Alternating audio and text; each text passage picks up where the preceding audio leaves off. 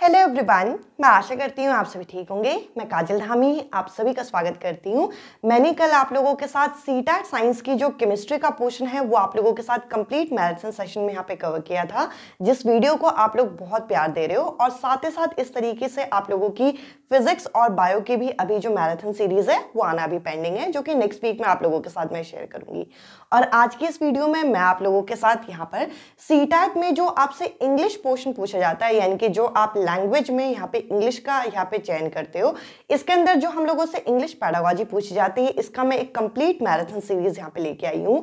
और आज की ये जो वीडियो है, ये अगर आप पेपर 1 दे रहे हैं या फिर अगर आप पेपर 2 दे रहे हैं, आपका लैंग्वेज जो है बस इंग्लिश होना चाहिए और ये वीडियो आप लोगों को बहुत ज्यादा मदद करेगी। तो चलिए आज की इस वीडियो के अंदर मैं आप लोगों के साथ इंग्लिश पेडागोजी को कंप्लीट यहाँ पे डिस्कस करती हूँ, जिससे आपको एक आइडिया लगेगा कि आपके इंग्लिश पेडागोजी के जो 15 मार्क्स का कंटेंट है उसके अंदर क्या क्या चीजें पूछी जाती हैं, क्वेश्चन को किस तरीके से अप्रोच करना है, ताकि आप लोगों की एक अच्छी खासी रिवीजन यहाँ पे हो सके। और साथ ही साथ अगर आप रिवीजन मोड में हैं या फिर आपकी बिल्कुल भी प्रिपरेशन नहीं हुई, तो आप एक ब्लैंक पेपर लेके इन टर्म्स को जरूर लिखिएगा, क्योंकि आपको एग्जाम में ये टर्म्स देखने को मिल जाएंगी। तो चलिए आज का इंपॉर्टेंट सेशन हम यहाँ पे शुरू करते हैं। और ये सभी क्लासेस मैं आप लोगों के साथ रिकॉर्डेड मैनर में शेयर करती हूँ, इसलिए मैंने आप लोगों के साथ एक टेलीग्राम ग्रुप का लिंक शेयर किया है, जो कि कमेंट सेक्शन में आपको पिन फॉर्म में मिल जाएगा, जिसमें मैं क्लासेस की सारी अपडेट वहां पे डाल देती हूँ। अब देखिए यहाँ पर अगर मैं इंग्लिश पेडागोजी की बात करूं, तो इंग्लिश क्या है, अंग्रेजी क्या है, ये एक तरीके से भाषा है। तो यहाँ पर हमें ये जो लैंग्वेज होता है, इसके कुछ कैरेक्टरिस्टिक्स हमें पता होने चाहिए। चाहे आप इसे इंग्लिश में यूज करें, चाहे आप इसे हिंदी में यूज करें, चाहे संस्कृत में, भाषा जो होती है, लैंग्वेज जो होती है, उसके यही कैरेक्टरिस्टिक्स होते हैं। सबसे पहले अगर मैं भाषा का उपयोग आपसे पूछूं, यानी कि लैंग्वेज को हम किस चीज के लिए यूज कर रहे हैं, तो आप कहेंगे कि लैंग्वेज को हम स्पीच के लिए यूज कर रहे हैं, यानी कि एक दूसरे के साथ कम्युनिकेट करने के लिए यूज कर रहे हैं। तो जो लैंग्वेज होती है सबसे पहले ओरल फॉर्म में यहाँ पे यूज की जाती है। इसके अलावा अगर हम लैंग्वेज के नेक्स्ट नेचर की बात करें, तो लैंग्वेज जो होता है ये आपका आर्बिट्री नेचर का होता है। आर्बिट्री नेचर मतलब जिसको आप मनचाहे ढंग से, यानी कि अपने मन से, अपने आप जो आपके मन में चीजें चल रही है उस चीज को आप एक्सप्रेस कर सकते हो। फॉर एग्जाम्पल, अब जरूरी नहीं है कि जितना बोर्ड में लिखा है मैं उतने ही वर्ड्स बोलूं। ऐसा तो नहीं है कि मैं आई और मैंने लैंग्वेज वर्ड बोला, उसके बाद बाकी टर्म्स बोल दिए। अब मेरे मन में जो चीजें चल रही है मैं आपके सामने यहाँ पे एक्सप्रेस कर सकती हूँ, वो भी किसकी हेल्प से, वो भी लैंग्वेज की हेल्प से। तो लैंग्वेज क्या है, लैंग्वेज आपका आर्बिट्री नेचर का होता है। इसके अलावा लैंग्वेज को हम यहाँ पे प्रोड्यूस भी कर सकते हैं और लैंग्वेज में हम यहाँ पे चीजें क्रिएट भी कर सकते हैं। आपको बोला जाता है कि एक टर्म दे दिया जाता है और उसमें ऐसे लिखना होता है, तो आप क्या करते हो, आप चीजें प्रोड्यूस करते हो, आप अपनी क्रिएटिविटी दिखाते हो। तो लैंग्वेज जो होता है, भाषा जो होती है, उसमें हम कोई नई चीज का उत्पाद भी कर सकते हैं और संरचना भी कर सकते हैं, यहाँ ये क्रिएटिव भी होती है। इसके अलावा जो अगर हम किसी भी लैंग्वेज की बात करें, चाहे इंग्लिश की बात करें, चाहे हिंदी की बात करें, चाहे संस्कृत की बात करें, उसके अंदर कुछ रूल्स होते हैं जिसको हमें यहाँ पे फॉलो करना होता है। तो ये सब्जेक्ट कैसा है, ये रूल गवर्न सब्जेक्ट है। साथ ही साथ ये आपका सीखा जा सकता है, किसी भी भाषा को आप सीख सकते हो अगर आपके मन में उस चीज को सीखने की इच्छा है। साथ ही साथ इसका बिहेवियर कैसा है, सोशल है। सोशल बिहेवियर क्यों बोला, क्योंकि सोशल बिहेवियर बोलने का रीजन ये है कि आप किसी और के साथ इस लैंग्वेज के थ्रू कम्युनिकेट कर सकते हो, और जब आप कम्युनिकेट करोगे तब आप यहाँ पे सोशलाइज होंगे उस कम्युनिटी के साथ। तो यहाँ पर हम कह सकते हैं कि लैंग्वेज जो होता है इसका नेचर कैसा होता है, सोशल। साथ ही साथ अ सिस्टम ऑफ सिस्टम, इसके अंदर आप हर चीज सिस्टमैटिक तरीके से करते हो, रूल गवर्न करते हो। इसके लिए एक टर्म यहाँ पे यूज किया जाता है, अ सिस्टम ऑफ सिस्टम। एक टर्म यहाँ पे छूट गया, यहाँ पे नॉन इंस्टिंक्टिव। अब देखिए इसका मतलब क्या है कि जो लैंग्वेज होती है, जो भाषा होती है, ये आपको हेरिडिटरी आपकी नहीं मिलती। यानी कि कहने का मतलब क्या है कि आप जब यहाँ पर सोसाइटी के कांटेक्ट में आते हो, सोशलाइज होते हो, तो आप नई नई भाषा सीखते हो। ऐसा नहीं है कि आप इनबॉर्न चीजें आप यहाँ पे सीख के आए हो, आप यहाँ पे बर्थ के साथ ही कोई लैंग्वेज बोल रहे हो। तो यहाँ पे क्या है, लैंग्वेज आपकी नॉन इंस्टिंक्टिव होती है। कई बार यहाँ पे इंस्टिंक्टिव होती है करके ऑप्शन दिया जाता है, तो आपको याद रखना है कि लैंग्वेज जो होती है वो नॉन इंस्टिंक्टिव होती है। तो ये टर्म्स आपको लैंग्वेज से रिलेटेड यहाँ पे याद होनी चाहिए।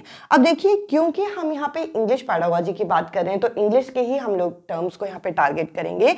तो देखिए, किसी भी लैंग्वेज को आप या तो उसे लर्न कर सकते हो या तो उसे एक्वायर कर सकते हो। तो लर्निंग और एक्विजिशन में क्या डिफरेंस है ये जरा हम डिस्कस करते हैं। तो देखिए, हम लोग जब स्कूल जाते हैं, स्कूल जाने से पहले भी हम लोगों को कोई ना कोई भाषा आती है जो कि हमारे घर में यूज होती है। तो वो भाषा जो कि आपने एक्वायर की है, ग्रहण की है या फिर आपने अर्जित की है, इसको आप क्या कहोगे? इसको आप एक्विजिशन कहोगे। जैसे कि एक्विजिशन के अंदर क्या आ जाएगा? एक्विजिशन के अंदर जब आप अपनी मदर टंग, मातृभाषा या फिर जो आपके घर में जो नेटिव लैंग्वेज बोली जाती है वो आप सीखते हो, तो ये प्रोसेस है एक्विजिशन, जिसमें बच्चा किसी फॉर्मल तरीके से चीजें नहीं सीख रहा। बच्चा यहाँ पे इनफॉर्मल तरीके से उस भाषा को सीख रहा है। बच्चा यहाँ पे किसी रूल को नहीं समझ रहा, बच्चा कोई प्रॉपर यूनिफॉर्म पहन के नहीं बैठा, बस बच्चा अपने घर में आसपास के लोगों को बोलता हुआ सुनता है।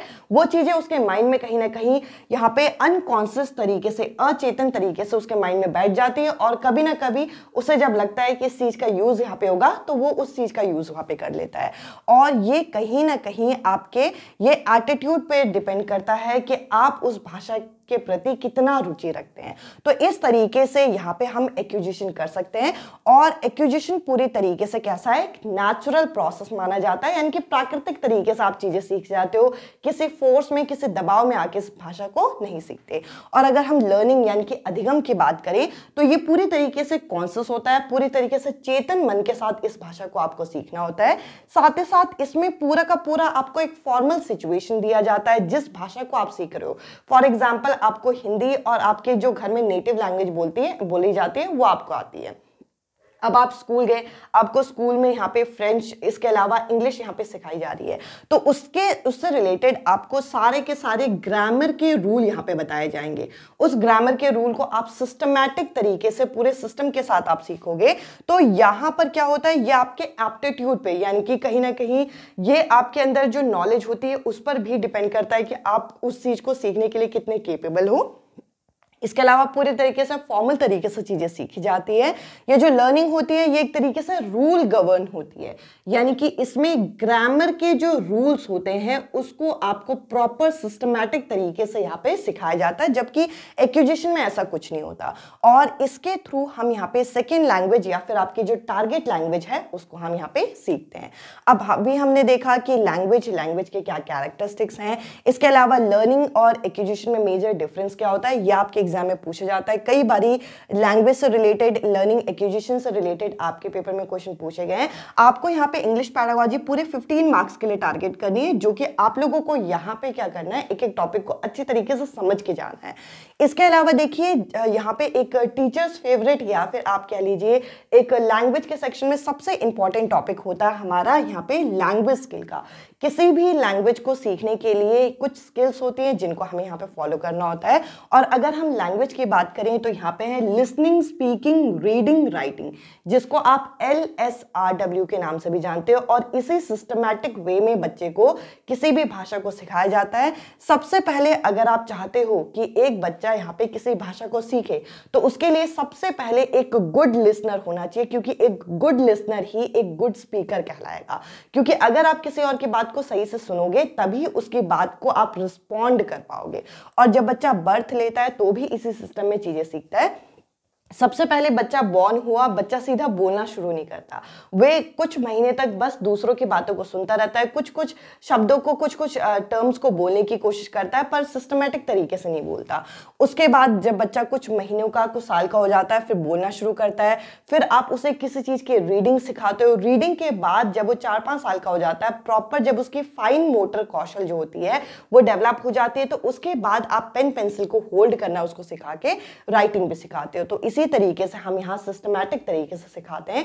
पेपर में क्वेश्चन आता है कि जो लैंग्वेज स्किल होती है उसको हमें कैसे पढ़ाना चाहिए। एक तो इसी सीक्वेंस में पढ़ाना चाहिए। सबसे पहले ये सीक्वेंस आपका है LSRW, और इसे आपको इंटीग्रेटेड तरीके से पढ़ाना चाहिए। फॉर एग्जाम्पल, अगर मैं इंग्लिश का कोई भी एक टॉपिक पढ़ा रही हूं तो मुझे ये फोकस करना है, ये मेरा टारगेट होना चाहिए कि बच्चों की चारों स्किल जो है वो इंटीग्रेटेड तरीके से, यानी कि इकट्ठा यहाँ पे डेवलप हो। ऐसा नहीं कि मैं एक टॉपिक में लिसनिंग और स्पीकिंग में ध्यान दूं, दूसरे में मैं रीडिंग और राइटिंग पे ध्यान दूं, किसी में एक ही स्किल पे ध्यान दूं। ये चीज नहीं होनी चाहिए। अब इसके अलावा ये जो लैंग्वेज स्किल है इसको हम ब्रॉडली 2 पार्ट में डिवाइड करते हैं। एक होता है आपका रिसेप्टिव स्किल और एक होता है आपका प्रोडक्टिव। नाम से ही यहाँ पे क्लियर हो रहा है कि रिसेप्टिव स्किल में क्या है, बच्चा सिर्फ ग्रहण कर रहा है, सिर्फ यहाँ पे रिसीव कर रहा है, तो इसको हम यहाँ पे पैसिव स्किल के नाम से जानते हैं। अब आप कहेंगे कि पैसिव तो नेगेटिव टैग वर्ड है, पर कहीं ना कहीं हम पैसिवली भी कई बारी चीजें सुनते हैं, जैसे कि जब आप किसी को सुन रहे हो तो देखिए सुनना भी एक इंपॉर्टेंट एरिया माना जाता है, क्योंकि अभी जैसा मैंने कहा एक गुड लिसनर ही एक गुड स्पीकर कहलाएगा। और अगर आप एक गुड लिसनर हो तो आप सिमेंटिक इंफॉर्मेशन, यानी कि सिमेंटिक टर्म किसके लिए यूज किया जाता है, जहां पर हम इंफॉर्मेशन को एक्वायर करते हैं, वो भी सिस्टमैटिक मैनर में, मीनिंगफुल तरीके से। तो यहां पर लिसनिंग और रीडिंग, अब देखिए रीडिंग को यहाँ पे रिसेप्टिव क्यों रखा, क्योंकि देखिए अगर मैं आपको कहूं कि ये पैराग्राफ आपको रीड करना है तो आप अपने मन से कुछ बनाओगे नहीं, आप वो 4 लाइन जो होंगी वो मेरे सामने प्रॉपर जिस तरीके से लिखी है उसको रीड कर दोगे। तो यहां पर आप कोई नई चीज क्रिएट नहीं कर रहे, प्रोड्यूस नहीं कर रहे, तो इसीलिए हम इसे क्या बोलते हैं, इसे हम पैसिव स्किल बोलते हैं। तो जो रीडिंग होगा इसको, इसके अंदर क्या आ जाएगा, एक तो आप साउंड प्रोड्यूस कर रहे हो, रीड करते हो, और साथ ही साथ जो आपके सामने लिखा है उसको पढ़ रहे हो। तो इसको हम यहाँ पे फिनोटिक कम ग्राफिक एस्पेक्ट बोलते हैं। ग्राफिक इसलिए क्योंकि जो लिखा है हम वो देख रहे हैं, जो लिखे हुए टर्म्स को, और साथ ही साथ उसको बोल रहे हैं, इसलिए यहाँ पे फिनोटिक टर्म्स। अब इसके बाद दूसरा आता है प्रोडक्टिव स्किल। प्रोडक्टिव जिसमें आप कोई नई चीज प्रोड्यूस करते हो, इसे आप एक्टिव स्किल के नाम से जानते हैं। इसमें बच्चा एक्टिव होता है, इसमें पार्टिसिपेट करता है, जैसे कि अभी जो मैं कर रही हूँ, यानी कि स्पीकिंग स्किल को यूज कर रही हूँ, बोल रही हूँ, तो यहाँ पर साउंड जो है प्रोड्यूस हो रही है। अगर इस वीडियो में साउंड ही ना हो तो आप लोगों को चीजें समझ में नहीं आएंगी। तो यहाँ पर ये क्या है, एक फिनोटिक एस्पेक्ट माना जाता है। और दूसरा यहाँ पे राइटिंग, राइटिंग जो कि एक ग्राफिक एस्पेक्ट है, ग्राफ के फॉर्म में हम जो लिखते हैं वो क्रिएट करते हैं। और ये जो राइटिंग है इसे यहाँ पर प्रोडक्टिव इसलिए बोला गया क्योंकि इसमें आप नई नई चीजें प्रोड्यूस कर सकते हो। तो बेसिकली लैंग्वेज स्किल के बारे में आपको ये सारी चीजें यहाँ पे पता होनी चाहिए। इसके अलावा देखिए अभी मैंने आपके साथ लैंग्वेज एक्विजिशन के बारे में बताया था कि ये एक इनफॉर्मल प्रोसेस होता है जिसमें बच्चा यहाँ पे नेचुरल तरीके से चीजें सीखता चला जाता है। अब यहाँ पे एज के साथ साथ क्या क्या टर्म्स यूज किए जाते हैं ये भी आपको पता होना चाहिए। कूलिंग जिसे हिंदी में कूकना बोलते हैं। अब देखिए ये 6 हफ्ते में शुरू हो जाती है, जिसमें बच्चा कुछ ऐसे वर्ड्स आपके मुंह से प्रोड्यूस करता है जो कि हम रिकॉग्नाइज नहीं कर सकते। इसके बाद होता है बबलिंग। बबलिंग में क्या होता है कि बच्चा यहाँ पे ब ब म म 2 अक्षर को एक साथ यहाँ पे बोलने की कोशिश करता है। तो ये यहाँ पे 6 महीने से यहाँ पे शुरू हो जाते हैं।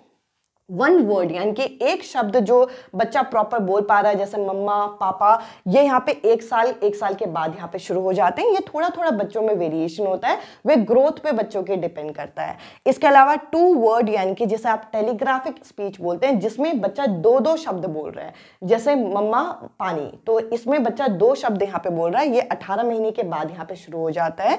और मल्टीपल वर्ड्स, कई सारे वर्ड्स का यहाँ पे यूज करना, सेंटेंसेस को यूज करना, ये 2 से 4 साल के बाद बच्चा प्रॉपर करने लग जाता है। इसके अलावा देखिए क्योंकि आप लैंग्वेज के बारे में पढ़ रहे हो तो अलग अलग जो मनोवैज्ञानिक है उन्होंने लैंग्वेज के बारे में क्या बोला आपको ये पता होना चाहिए। और सबसे इंपॉर्टेंट यहाँ पे नॉम चॉम्स्की। अब देखिए ये जो नॉम चॉम्स्की है, इन्होंने हमारे सामने 2 इंपॉर्टेंट टर्म दिए और जो इंग्लिश पैडागोजी में कई बारी पूछे जाते हैं, इवन हिंदी पैडागोजी या फिर संस्कृत पैडागोजी, किसी भी लैंग्वेज की आप पैडागोजी करो उसमें आपको नॉम चॉम्स्की का क्वेश्चन डेफिनेटली देखने को मिलेगा। एक क्वेश्चन आप गारंटी मान के चलिए। ये जो नॉम चॉम्स्की है, इन्होंने बताया कि हर बच्चे के पास एक इनेट डिवाइस होता है हमारी बॉडी के अंदर जो कि हमें किसी भी भाषा को सीखने में मदद करता है। तो यहां पर इन्होंने इसका नाम क्या बोला, लैंग्वेज एक्विजिशन डिवाइस, यानी कि भाषा को अर्जित करने वाला एक यहाँ पे हम लोगों के पास डिवाइस होता है जो कि हम लोगों को किसी भी भाषा को सीखने में मदद करता है। और ये हमें कहाँ मिलता है, ये हमें इनबॉर्न मिलता है, यानी कि जन्मजात हम लोगों को मिलता है। इसके अलावा दूसरा एक और टर्म यहाँ पे यूज किया है, universal grammar theory. Universal grammar theory भी हम लोगों को नॉम चॉम्स्की द्वारा दी गई है और जिसके अंदर ये बोला गया है कि हमारे अंदर एक इनेट एबिलिटी होती है, एक इनबॉर्न एबिलिटी होती है कि हम किसी भी भाषा के जो व्याकरण को, ग्रामर को हम यहाँ पे सिस्टमैटिक सीख सकते हैं। अब देखिए क्योंकि यहाँ पे लैंग्वेज एक्विजिशन डिवाइस की बात की, तो एक्विजिशन का मतलब क्या होता है, अर्जित करना। अब अगर मैं अपने घर में, मेरे घर में मान के चलिए कि हिंदी बोलते हैं और मैंने अपने घर के बड़े लोगों को ये देखा कि वो हिंदी के सेंटेंसेस बोल रहे हैं। तो अगर मैं अभी 2-2.5 साल के बच्चे को देखती हूँ तो वो यहाँ पे कोई ग्रामर नहीं सीख रहा, कोई व्याकरण नहीं सीख रहा, बट फिर भी वो बिल्कुल सही सही सेंटेंसेस बोल पा रहा है जब वो 2-4 साल का हो रहा है। क्यों? क्योंकि इन्होंने बताया कि हमारे पास एक जन्मजात क्षमता होती है, इनबॉर्न एबिलिटी होती है कि हम व्याकरण का यहाँ पे अर्जन कर सकते हैं, हम उसे अच्छी तरीके से सीख सकते हैं। आई होप जितना अभी मैंने कंटेंट ये डिस्कस किया आपको ये क्लियर हुआ होगा। अब चलिए इस सेशन को हम आगे डिस्कस करते हैं। अब हम इस सेशन को यहाँ पे कंटिन्यू करते हैं और जैसा मैंने अभी आप लोगों के साथ लैंग्वेज स्किल को डिस्कस किया था, इसके अंदर आप लोगों को रीडिंग और जो राइटिंग स्किल है इसको डिटेल में समझना है, क्योंकि यहाँ से आपके पेपर में क्वेश्चन पूछे जाते हैं। अब देखिए, अगर मैं रीडिंग स्किल की बात करूं तो रीडिंग स्किल जो है इसके कई सारे टाइप्स होते हैं। जैसे कि आप लाउड रीडिंग करते हैं, आप साइलेंट रीडिंग करते हैं, सबके अपने अपने एडवांटेज है। तो देखिए, लाउड रीडिंग करने से क्या होता है कि आप उस वर्ड को किस तरीके से प्रोनाउंस करेंगे वो आपके यहाँ पे एक तरीके से वो चीज करेक्ट होते चली जाती है। साथ ही साथ साइलेंट रीडिंग की अगर हम बात करें तो उससे आपकी स्पीड जो है वो बढ़ती है और फोकस बढ़ता है। बट यहाँ पर आपसे ज्यादा क्वेश्चन पूछे जाते हैं जो कि है इंटेंसिव और एक्सटेंसिव रीडिंग, साथ ही साथ स्कीमिंग और स्कैनिंग से। तो इनमें डिफरेंस क्या है ये मैं आपके साथ डिस्कस करती हूँ। सबसे पहले अगर हम इंटेंसिव और एक्सटेंसिव शब्द के मतलब पे जाएं तो इंटेंस का मतलब होता है जब हम डीप में घुस के उस चीज को कर रहे हैं, तो इसमें आप डीप अंडरस्टैंडिंग बिठाते हो, साथ ही साथ डिटेल्ड रीडिंग करते हो जो कि आपको इंपॉर्टेंट कंटेंट का पता चलता है उसमें।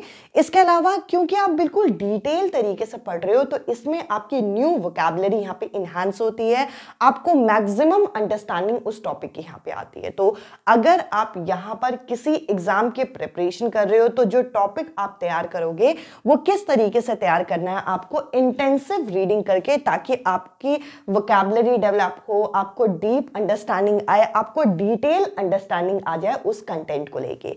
इसके अलावा अगला है यहाँ पे एक्सटेंसिव रीडिंग। अब देखिए, एक्सटेंसिव रीडिंग इस वजह से होती है बेसिकली ताकि हम रिलैक्स हो सके, इसके अलावा हम लोगों को फन मिले, एंजॉयमेंट मिले, साथ ही साथ इसमें हम कोई डिटेल रीडिंग नहीं कर रहे हैं। फॉर एग्जांपल, जैसे आप मॉर्निंग में कई लोगों को हैबिट होती है कि हम न्यूज़पेपर पढ़ते हैं, कई ऐसे लोग होते हैं जो कि नोवेल रीडिंग वगैरह करते हैं, कई ऐसे होते हैं जो मैगजीन वगैरह पढ़ते हैं। तो उसको पढ़ के आपको डिटेल इंफॉर्मेशन लेने की जरूरत नहीं है, ये आप अपने प्लेजर के लिए पढ़ रहे हैं और बेसिकली आपको इसको पढ़ के अच्छा फील हो रहा है, इंजॉयमेंट मिल रहा है, तो इसके लिए आप रीड करते हैं। तो इंटेंसिव रीडिंग में डिटेल्ड आपको चीजें पता चलती हैं, एक्सटेंसिव रीडिंग में कोई डिटेल रीडिंग नहीं होती। इसके अलावा अगर हम स्कीमिंग और स्कैनिंग की बात करें, स्कीमिंग बेसिकली आप क्विक रीड करते हो और इसका एग्जांपल मैं आपको दे सकती हूँ। अभी आपका एग्जाम होगा, यहाँ पे आप लोगों को पहले सीडीपी करनी होती है, चाहे आप पेपर 1 पेपर 2 करें तो आपके स्पेसिफिक सब्जेक्ट करने होते हैं, फिर आपको लैंग्वेज का सेक्शन करना होता है और जब आप लैंग्वेज के सेक्शन को करते हैं तब आपको वहाँ पे पैसेज देखने को मिलता है। अब कई सारे कैंडिडेट क्या करते हैं, पैसेज को फटाफट रीड करते हैं फिर क्वेश्चन करते हैं, और कई कैंडिडेट के पास जिनके पास टाइम नहीं होता वो क्वेश्चन से पैसेज की तरफ जाते हैं। तो बेसिकली आप क्या कर रहे हो, आप क्विक रीडिंग कर रहे हो ताकि आपको एक आइडिया लग सके उस पैसेज के अंदर हो क्या रहा है, उस पैसेज के अंदर बोला क्या जा रहा है। तो बेसिकली आप जनरल थीम लेने की कोशिश कर रहे हो कि वो पैसेज आपका पॉपुलेशन के बारे में है, पोल्यूशन के बारे में है, एसिड रेन के बारे में है, कौन से एरिया के बारे में बात की जा रही है, और उससे रिलेटेड क्वेश्चन फिर आप डील कर पाओ। और जो स्कैनिंग होता है इसमें आप स्पेसिफिक इंफॉर्मेशन निकालने की कोशिश करते हो। फॉर एग्जाम्पल, अगर मेरे पास टाइम नहीं है कि मैं उस पैसेज को पढूं तो मैं क्या करूंगी, मैं नीचे जो क्वेश्चन दिए होंगे उनको पढ़ूंगी और उन क्वेश्चन का जो स्पेसिफिक आंसर है उसको निकालने की कोशिश करूंगी। तो मैं यहाँ पे कर रही हूँ स्कैनिंग। तो हम पैसेज में ही स्कीमिंग और स्कैनिंग साथ साथ में कर रहे होते हैं। तो इससे आपको जो रिक्वायर्ड इंफॉर्मेशन है उस क्वेश्चन का जो आंसर है वो चाहिए, उसके बाद की बात से आपको मतलब नहीं है। तो बेसिकली आपको ये चारों टर्म में आई होप डिफरेंस क्लियर हो गया होगा। इसके अलावा देखिए, हम हर सब्जेक्ट में एनसीएफ पढ़ते ही पढ़ते हैं और एनसीएफ ने इंग्लिश लैंग्वेज के लिए एक टर्म यहाँ पे यूज किया कि इंग्लिश क्या है, एक ग्लोबल लैंग्वेज है। अब ग्लोबल लैंग्वेज क्यों यूज किया ये टर्म, क्योंकि ग्लोबली अगर हम देखें तो मैक्सिमम जगह में इंग्लिश भाषा यहाँ पे बोली जाती है। इसीलिए यहाँ पे देखिए, इंग्लिश को जो यहाँ पे एनसीएफ 2005 है, इन्होंने एक टर्म यूज किया जो कि है ग्लोबल लैंग्वेज। आपके एग्जाम में पूछा जा सकता है कि एनसीएफ 2005 के अकॉर्डिंग इंग्लिश लैंग्वेज क्या है। ऑफिशियल लैंग्वेज है, या फिर आपका ऐसा अलग अलग टर्म देके आपको ग्लोबल लैंग्वेज में टिक करना है। इसके अलावा देखिए, क्योंकि हमने अभी रीडिंग का टॉपिक किया, तो कुछ प्री रीडिंग एक्टिविटी होती है कि आप प्रीव्यू करते हो उसके बारे में। जैसे कि अगर मान के चलिए कि मुझे हिंदी का कोई चैप्टर पढ़ना है, इंग्लिश का चैप्टर पढ़ना है, तो हम टॉपिक का नाम देख लेते हैं, तो टॉपिक के नाम से भी हमें आइडिया लग जाता है कि किसके बारे में बात की जा रही है। हम उसके बीच में जो पिक्चर्स लगे होते हैं वो देख लेते हैं। तो हम क्या करते हैं, प्रीव्यू करते हैं, और प्रीव्यू करने के बाद हम यहाँ पे प्रिडिक्शन करते हैं, अनुमान लगाते हैं कि इसकी स्टोरी क्या हो सकती है। तो ये आपकी प्री रीडिंग एक्टिविटी है। राइटिंग से रिलेटेड मैंने कुछ यहाँ पे टर्म लिखे। सबसे पहले जो स्क्रबलिंग होता है, ये कई बार पूछा गया है, ये आपका सबसे इनिशियल फेज माना जाता है। आप जब कभी भी राइटिंग जब आप सीख रहे हो, तो देखिए बच्चों के हाथ में आप पेंसिल पकड़ा दो, जो 2-2.5 साल के बच्चे हैं, वो बस आरी तिरछी लाइन जो है वो डालते रहेंगे। वो कर क्या रहे हैं, वो स्क्रबलिंग कर रहे हैं। और जो एडवांस राइटिंग होती है, ये आपकी फाइनल स्टेज होती है कि एक टॉपिक दे दिया, उस टॉपिक के बारे में बच्चा अपने मन से बना के लिख रहा है, और बच्चा बहुत प्रॉपरली उस चीज का ग्रामेटिकल यूज वगैरह करके अपनी एडवांस राइटिंग आपके सामने शो कर रहा है। तो ये राइटिंग से रिलेटेड टर्म है। जब आप राइटिंग करो तो आपको प्री राइटिंग एक्टिविटी कुछ करनी होती है, जैसे कि आपको सोचना पड़ता है कि आप किस टॉपिक के बारे में लिखोगे, उस टॉपिक के अंदर क्या क्या इंपॉर्टेंट बुलेट पॉइंट हो सकते हैं, उन सबको आप ड्राफ्ट करोगे। ड्राफ्ट करने के बाद एक बार रिवाइज करोगे कि आपने जो टर्म्स लिखे हैं उसका कुछ मीनिंग निकल रहा है, नहीं निकल रहा। फिर आपको कोई गलती निकलेगी तो एडिट करोगे, और उसके बाद उसे पब्लिश करोगे। तो राइटिंग से रिलेटेड ये टर्म है। इसके अलावा देखिए, जैसे मैंने कहा, एनसीएफ 2005 ये बोलता है कि इंग्लिश क्या है, एक ग्लोबल लैंग्वेज है। वैसे ही एनईपी 2020 यानी कि नेशनल एजुकेशन पॉलिसी जो 2020 आई है, उसके अंदर भी हमें इंग्लिश के बारे में और लैंग्वेज के बारे में अलग अलग चीजें बोली गई। जैसे इन्होंने कहा कि इंग्लिश नहीं, स्कूल्स में आप क्या करो, 3 लैंग्वेज फॉर्मूला को अडॉप्ट करो। अब ये जो 3 लैंग्वेज फॉर्मूला है, इसके अंदर क्या है, सबसे पहले तो बच्चे को हिंदी लैंग्वेज, उसके बाद इंग्लिश लैंग्वेज, उसके बाद कुछ आप लोगों की जो एक ऐसी लैंग्वेज हो जो कि बच्चे को एडवांस चीज़ें सिखाए, जैसे कि फ्रेंच हो गया, संस्कृत हो गया, इटालियन हो गया, ये अलग अलग लैंग्वेज आप सिखा सकते हो। और ये तो है उन जगह पे जहाँ पे हिंदी स्पीकर आपको स्टूडेंट मिल जाएंगे। अगर नॉन हिंदी स्पीकर एरिया है तो वहाँ पर आप क्या करो, सबसे पहले उनकी रीजनल लैंग्वेज, फिर हिंदी, फिर इंग्लिश, इस तरीके से चीज़ें सिखाने की बात की गई। और एक बहुत इंपॉर्टेंट पॉइंट बोला गया कि अगर हम इंडिया की बात करें तो इंडिया में क्लास 5 तक हम लोगों को क्या करना है, जो मीडियम ऑफ इंस्ट्रक्शन रखना है अपने स्कूल्स में, वो आपका हिंदी होना चाहिए। ऐसा नहीं कि बच्चों को आप हिंदी से बिल्कुल कट ऑफ करें, हिंदी को आपको मीडियम ऑफ इंस्ट्रक्शन रखना है। हाँ, आप चाहो तो बच्चों से कम्युनिकेट कराते हुए आपस में आप बोल सकते हो कि आप लोग हिंदी नहीं बोलोगे, बट जो अगर बच्चे को कोई टॉपिक समझ में नहीं आ रहा तो मीडियम ऑफ इंस्ट्रक्शन जो टीचर द्वारा रखा जाएगा वो यहाँ पे हिंदी रखा जाएगा। इसके अलावा कुछ आप लोगों के लैंग्वेज के डोमेन्स है जो आपको पता होना चाहिए। अगर मैं फोनीम्स की बात करूं तो ये सबसे स्मॉलेस्ट यूनिट होता है किसका, हमारी भाषा का। अब आप कहेंगे जैसे ABCD, सबसे छोटा यूनिट क्या कहलाता है, फोनीम्स कहलाता है। मॉर्फीम्स होता है सबसे स्मॉलेस्ट जो आपके मीनिंगफुल वर्ड होते हैं, जैसे कि कैट, बैट, रैट, ये होते हैं। और इनके रूल्स को ये देखिए, फोनीम्स जो हैं किस तरीके से यूज होंगे, इस रूल को हम फोनोलॉजी बोलते हैं। और मॉर्फीम्स किस तरीके से यूज होंगे, इस रूल को हम यहाँ पे मॉर्फीम किस तरीके से यूज होंगे, इसे मॉर्फोलॉजी बोलते हैं। सिंटैक्स एरर, आपने कोई भी कॉम्पिटेटिव एग्जाम दिया होगा तो देखा होगा, जो आपके सेंटेंस के स्ट्रक्चर के अंदर एरर होता है, तो स्ट्रक्चर किस तरीके से फॉर्म होगा ये आपका सिंटैक्स बताएगा। सिमेंटिक्स वर्ड है कि जो आपने स्ट्रक्चर बनाया उसका मीनिंग क्या होगा, मीनिंग से रिलेटेड होता है सिमेंटिक। आई होप ये टर्म आपको क्लियर हो गए होंगे। इसके अलावा अभी मैंने आपके साथ एनसीएफ, एनईपी, यहाँ पे हम लोगों को स्टेफन क्रैशन एक है, इन्होंने हम लोगों को क्या किया, इन्होंने ये बताया कि जरूरी नहीं है कि आप अपनी मदर टंग को या नेटिव लैंग्वेज को ही आप सीख सकते हो। इन्होंने क्या बोला कि हम सेकंड लैंग्वेज को भी क्या कर सकते हैं, सेकंड लैंग्वेज को भी हम एक्वायर कर सकते हैं। और इसके लिए आपको सबसे पहले जो बच्चा भाषा सीख रहा है उसके लिए एक एनवायरनमेंट, एक नेचुरल एनवायरनमेंट देना होगा जिसमें बच्चा उस भाषा को एक्वायर करेगा। उसके बाद मॉनिटर हाइपोथेसिस, क्योंकि अब बच्चा यहाँ पे चीज़ों को नेचुरली सीख रहा है तो एज अ टीचर आपका आपका ये फर्ज बनता है कि आप उसे मॉनिटर करो, मॉनिटर हाइपोथेसिस। इसके बाद आप नेचुरल ऑर्डर में, जो आपका ऑर्डर है LSRW, उसी में आप उस भाषा को सिखाओ। सबसे बढ़िया जो लिसनर होगा वही बढ़िया स्पीकर होगा, वही वाला कॉन्सेप्ट। उसके बाद इनपुट हाइपोथेसिस दो, जहां पे आप चीजों को कॉम्प्रिहेंड कराओ।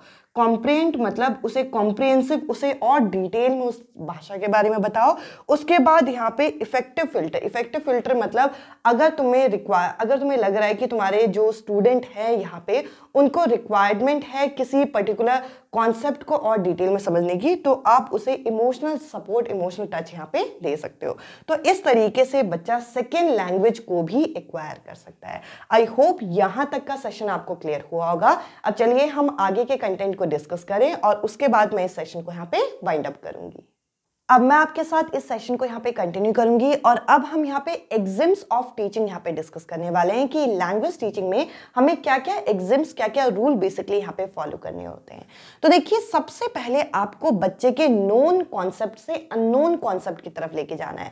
ऐसा तो है नहीं कि हम लोग बच्चे को सीधा अननोन चीजें पढ़ा दें, इससे बच्चे का ना फोकस होगा और ना बच्चे का इंटरेस्ट होगा। तो सबसे पहला एग्जिम ये बोलता है कि आपको बच्चे की नोन चीजों से लेकर एब्स्ट्रैक्ट चीजों तक, यानी कि जो बच्चे को नहीं पता वहां तक आपको लेके जाना है। इसके अलावा अगला है कि आपको अपना जो टीचिंग मेथड है सबसे पहले सिंपल से स्टार्ट करना है और उसके बाद कॉम्प्लेक्स चीजें आपको पढ़ानी है। साथ ही साथ यहाँ पर जो बच्चों की जो मूर्त ज्ञान है, यानी कि ऐसे जो कॉन्क्रीट ऑब्जेक्ट है जो बच्चा लाइफ यहाँ पे देख सकता है, जो रियल ऑब्जेक्ट है, वहां से बच्चे की नॉलेज को शुरू करना है। और एब्स्ट्रैक्ट जिसको बच्चा इमेजिन कर सके, वहां तक बच्चे के कॉन्सेप्ट को यहाँ पे लेके जाना है। इसके बाद बच्चे का जो कॉन्सेप्ट है आपको इस तरीके से स्टार्ट करना है कि बच्चा उसको एनालाइज कर सके, यानी कि किसी एक इंफॉर्मेशन को यहाँ पे चंक्स में बांट सके और उसे फिर बाद में क्या कर सके, सिंथेसाइज कर सके, उसे बाद में फिर इकट्ठा एक जगह पे सम अप कर सके। इस चीज का आपको ध्यान देना है। साथ ही साथ जब आप टीचिंग करें तो आपको क्या करना है, इंडक्टिव से डिडक्टिव मेथड की तरफ जाना है।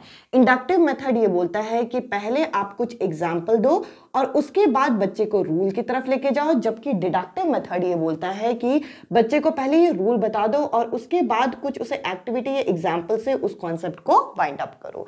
तो ये है हमारे कुछ एग्जिम्स जो कि हमें टीचिंग में फॉलो करने होते हैं। साथ ही साथ क्योंकि अगर हम यहाँ इंग्लिश लैंग्वेज की बात कर रहे हैं तो इंग्लिश से रिलेटेड कुछ स्पेसिफिक हमें टीचिंग मेथड पता होने चाहिए। सबसे पहला है यहाँ पे ट्रांसलेशन कम ग्रामर मेथड, जो कि ओल्डेस्ट मेथड आपका माना जाता है किसमें, टीचिंग में। अब देखिए, इस मेथड में क्या होता था कि टीचर यहाँ पर क्या करेगी, वर्ड टू वर्ड यहाँ पर टीचर जो है टॉपिक को हिंदी में या फिर उनकी नेटिव लैंग्वेज में ट्रांसलेट करेगी। तो देखिए, कई बार ट्रांसलेशन से चीज़ों का मीनिंग भी खराब हो जाता है, तो ये उतना ज़्यादा अप्रोप्रिएट मेथड नहीं माना जाता और ओल्डेस्ट टाइम में यूज़ होता था। इसके बाद डायरेक्ट मेथड के अंदर क्या होता है कि जो लैंग्वेज आप पढ़ा रहे हो, यानी कि इंग्लिश पढ़ा रहे हो, तो पूरा का पूरा आप क्या करोगे, इंग्लिश में ही एक्सप्लेन करोगे। अब इस मेथड में भी कहीं ना कहीं लिमिटेशन है कि जरूरी नहीं है कि बच्चे को हर कॉन्सेप्ट वैसा ही समझ में आ जाए जैसा आप समझाने की कोशिश कर रहे हो। इसके बाद अगला आता है आपका बाइलिंगुअल मेथड। बाइलिंगुअल मेथड में जो टीचर होगी, टीचर यहाँ पे बाइलिंगुअल होगी और टीचर क्या करेगी, यहाँ पे अगर बच्चे को कोई कॉन्सेप्ट नहीं समझ में आ रहा तो उनका जो इंस्ट्रक्शन होगा ये यहाँ पे क्या हो सकता है, ये यहाँ पे हिंदी में हो सकता है। बट जो स्टूडेंट होंगे वो यहाँ पर क्या करेंगे, वो यहाँ पे इंग्लिश में ही चीजें कम्युनिकेट करेंगे। तो इससे क्या होगा कि बच्चों की अंडरस्टैंडिंग भी बढ़ेगी और लैंग्वेज का कॉन्सेप्ट भी उन्हें समझ में आएगा। अगला है यहाँ पे audio lingual method. Audio lingual method में यहाँ पे लिसनिंग और स्पीकिंग पे खास ध्यान दिया जाता है। ऑडियो मतलब बच्चा पहले लिसन करेगा और लिंगुअल मतलब लैंग्वेज जो है फिर बच्चा उसे बोलेगा। तो बेसिकली इसमें यहाँ पे लिसनिंग और स्पीकिंग में खास ध्यान दिया जाता है। इसके अलावा दो इंपॉर्टेंट टर्म है जिससे इंग्लिश पेडागोजी में बहुत बारी क्वेश्चन पूछे जाते हैं। BICS यहाँ पे बेसिक इंटरपर्सनल कम्युनिकेटिव स्किल। अब ये जो बेसिक इंटरपर्सनल कम्युनिकेटिव स्किल है, इसका मतलब क्या है कि हम लोगों के अंदर दूसरों के साथ कम्युनिकेट करने के लिए यहाँ पे जो एक बेसिक स्किल होती है दूसरों के साथ कम्युनिकेट करने के लिए। फॉर एग्जाम्पल, मैं आपसे मिल रही हूँ, मैं आपसे जो बेसिक बातें करूंगी कि आप कैसे हो, कहाँ रहते हो, क्या करते हो, ये हमारे अंदर जो स्किल है वो दूसरों से बात करने का, यह आपका BICS कहलाता है। CALP क्या होता है? Cognitive academic language proficiency. Cognitive academic language proficiency यानी कि यहां पर आप लैंग्वेज में जो प्रोफिशिएंसी ले रहे हो वो किस लिए ले रहे हो, ताकि कोग्निटिव लेवल में आपको वो चीजें समझ में आ सके। तो ये दोनों में डिफरेंस होता है। कोग्निशन जो होता है हमारे संज्ञान से जुड़ा होता है, और जो बेसिक कम्युनिकेशन स्किल है वो हमारे कम्युनिकेशन से जुड़ा होता है। तो ये दोनों टर्म आपको पता होनी चाहिए। इसके अलावा इस सेशन को वाइंड अप करने से पहले आपको इवैल्यूएशन कैसे करना है। इवैल्यूएशन किसी भी सब्जेक्ट में आए, आपको सतत और व्यापक मूल्यांकन यहाँ पे करना है। और सतत और व्यापक मूल्यांकन जिसे आप कंटिन्यूअस कॉम्प्रिहेंसिव इवैल्यूएशन बोलते हो, जिसमें आपको एकेडमिक और नॉन एकेडमिक एरिया ध्यान देने दोनों को। और आपको क्या करना है, आपको यहाँ पे FA यानी कि जो फॉर्मेटिव असेसमेंट होता है, जिसका एग्जाम्पल आपके यूनिट टेस्ट हो गए, आपके जो आप क्विज लेते हैं वो हो गया, जिससे आपको पता चलता है कि बच्चे को और कितना सीखने की जरूरत है और कितना सिखाना है। साथ ही साथ ऐसे जैसे आप समेटिव असेसमेंट कहते हो, जिसे हम टर्म एंड असेसमेंट कहते हैं, जो कि सालाना परीक्षा होती है, जिसमें बच्चा क्या करता है, यहाँ पे बच्चे को पता चलता है कि उसने पूरे साल में कितना सीखा, टीचर को पता चलता है, फिर उसे प्रमोट किया जाता है। इसके अलावा आपके एग्जाम में असेसमेंट से रिलेटेड 3 टर्म आते हैं। असेसमेंट ऑफ लर्निंग, जो बच्चे ने सीख लिया, ऑफ का मतलब क्या है, जो बच्चे ने सीख लिया उसका असेसमेंट करना, जिसको हम ऐसे के अंदर रखेंगे, जो कि टर्म एंड असेसमेंट होता है। असेसमेंट फॉर लर्निंग, फॉर का मतलब होता है ताकि वो चीज कर सके, ताकि बच्चा चीजें सीख सके, इसे हम किसके अंदर रखेंगे, FA के अंदर रखेंगे। क्योंकि बच्चे को हम यूनिट टेस्ट इसलिए दे रहे हैं ताकि वो यूनिट हमें पता चल सके बच्चे को कितनी समझ में आई। असेसमेंट एज लर्निंग जो होता है, ये बच्चे का सेल्फ असेसमेंट या फिर पीयर असेसमेंट, जो कि बच्चा खुद को असेस करता है। इसके अलावा ये सेशन कंप्लीट होने से पहले एक छोटा सा टॉपिक है, जो कि है डायग्नोस्टिक और रेमेडियल टीचिंग। डायग्नोस्टिक टीचिंग मतलब यहाँ पे आप पहचान लगा रहे हो बच्चे की क्या समस्या है, उसको हम डायग्नोस करना कहते हैं। और रेमेडी का मतलब क्या होता है, रेमेडी का मतलब होता है उपचार, यानी कि आप क्या कर रहे हो, उसको रेमेडी दे रहे हो उस टॉपिक को समझने के लिए कि बच्चा किस तरीके से उस टॉपिक को समझ सकता है। आई होप मैंने एक छोटा सा इनिशिएटिव लिया है जिससे आप लोगों को पैडागॉजी में जो डर है वो यहाँ पे खत्म हो सके। और मैं उम्मीद करूंगी कि ये इंग्लिश की पैडागॉजी का जो मैंने कॉन्सेप्ट आपके साथ डिस्कस किया, ये आपको पसंद आया होगा। आज की इस वीडियो में इतना ही। अगर आप साइंस बैकग्राउंड के स्टूडेंट हैं तो कल वाले जो साइंस का जो केमिस्ट्री का 6 to 8 का कंप्लीट मैराथन हुआ है वो आप जरूर देखिएगा। बाकी आप प्लेलिस्ट सेक्शन विजिट कर सकते हैं। जो वीडियो आपको यूजफुल लगे उस वीडियो को आप जरूर देखिए, आपको काफी ज्यादा मदद मिलेगी हमारे चैनल की मदद से।